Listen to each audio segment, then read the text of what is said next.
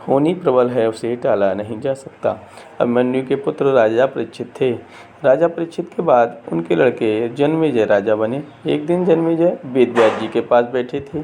बात बातों में जन्मेजय ने कुछ नाराजगी से वेदव्यास जी से कहा कि जहाँ आप समर्थ थे, भगवान श्री कृष्ण थे, विश्व पितामह गुरु द्रोणाचार्य, कुलगुरु कृपाचार्य जी, धर्मराज युधिष्ठिर जैसे महान लोग उपस्थित थे, फिर भी आप महाभारत के युद्ध को होने से नहीं रोक पाए और देखते देखते अपार जनधन की हानि हो गई। यदि मैं उस समय रहा होता तो अपने पुरुषार्थ से इस विनाश को होने से बचा लेता। अहंकार से भरे जन्मेजय के ये शब्द सुनकर भी व्यास जी शांत रहे। उन्होंने कहा, पुत्र, अपने पूर्वजों की क्षमता का शंका ना करो। यह विधि द्वारा निश्चित था जो बदला नहीं जा सकता था। यदि ऐसा हो सकता तो श्री कृष्ण में भी इतनी सामर्थ्य थी कि वे युद्ध को रोक सकते थे। जन्मेजय अपनी बात पर अड़ा रहा और बोला, मैं इस सिद्धांत को नहीं मानता।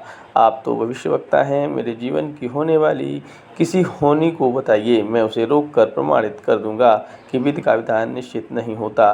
व्यास जी ने कहा, पुत्र, यदि तू यही चाहता है तो सुन। कुछ वर्ष बाद तू काले घोड़े पर बैठकर शिकार करने जाएगा। दक्षिण दिशा में समुद्र तट पर पहुँचेगा। वहाँ तुम्हें एक सुंदर स्त्री मिलेगी जिसे तू महलों में लाएगा और उससे विवाह करेगा। मैं तुमको मना कर रहा कि ये सब मत करना, लेकिन फिर भी तुम यह सब करोगे। इसके बाद इस लड़की के कहने पर तू एक यज्ञ करेगा। मैं तुमको आज ही चेता रहा हूँ कि उस यज्ञ को तुम वृद्ध ब्राह्मणों से कराना, लेकिन वह यज्ञ तुम युवा ब्राह्मणों से कराओगे। और जन्मेजय ने हंसते हुए व्यास जी की बात काटते हुए कहा कि मैं आज के बाद काले घोड़े पर ही नहीं बैठूंगा तो ये सब घटनाएं घटित ही नहीं होंगी। व्यास जी ने कहे, ये सब होगा और अभी आगे की सुन। उस यज्ञ में एक ऐसी घटना घटित होगी कि तुम उस रानी के कहने पर उन युवा ब्राह्मणों को प्राण दंड दोगे, जिससे तुझे ब्रह्म हत्या का पाप लगेगा और तुझे कुष्ठ रोग होगा और वही तेरी मृत्यु का कारण बनेगा। इस घटना को रोक सको तो रोक लो। वेदव्यास जी की बात सुनकर जन्मेजय ने एहतियात वश शिकार पर जाना ही छोड़ दिया, परंतु जब होनी का समय आया तो उसे शिकार पर जाने की बलवती इच्छा हुई। उसने सोचा कि काला घोड़ा नहीं लूँगा, पर उस दिन उसे अस्तबल में काला घोड़ा ही मिला। तब उसने सोचा कि मैं दक्षिण दिशा में नहीं जाऊँगा, परंतु घोड़ा नियंत्रित होकर दक्षिण दिशा की ओर गया और समुद्र पर पहुंचा। वहां पर उसने एक सुंदर स्त्री को देखा और उस पर मोहित हुआ। जन्मेजय ने सोचा कि इसे लेकर महल में तो जाऊंगा, लेकिन शादी नहीं करूंगा, परंतु उसे महलों में लाने के बाद उसके प्यार में पड़कर उससे विवाह भी कर लिया। फिर रानी के कहने से जन्मेजय द्वारा यज्ञ भी किया गया। उस यज्ञ में युवा ब्राह्मण ही रखे गए।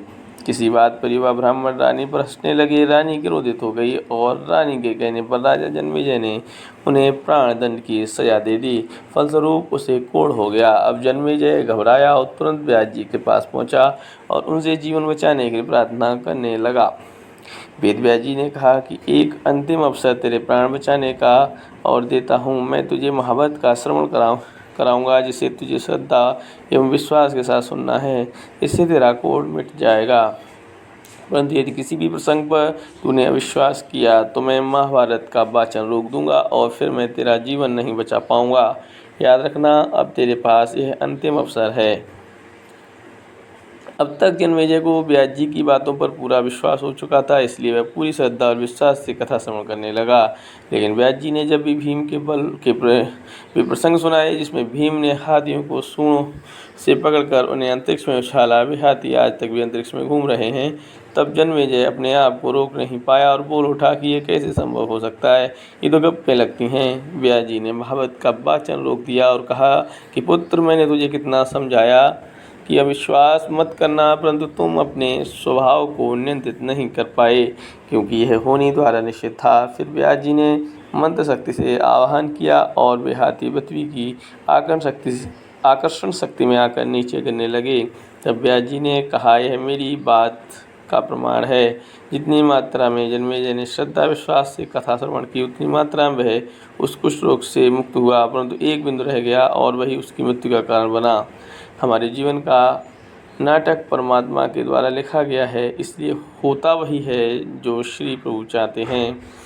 कर्म हमारे हाथ में है, लेकिन उसका फल प्रति फल विधि के हाथों में ही है। गीता के 11वें अध्याय के 33वें श्लोक में भी श्री कृष्ण अर्जुन से कहते हैं, उठ खड़ा हो और अपने कार्य द्वारा यश प्राप्त कर। ये सब तो मेरे द्वारा पहले ही मारे जा चुके हैं, तू तो निमित्त बना है। ईश्वर पर विश्वास रखें, होने का टाला नहीं जा सकता, लेकिन नेक कर्म व ईश्वर का नाम जाप से मानव जीवन में सुधार अवश्य संभव है। कहानी कैसी लगी कमेंट अवश्य करें। धन्यवाद।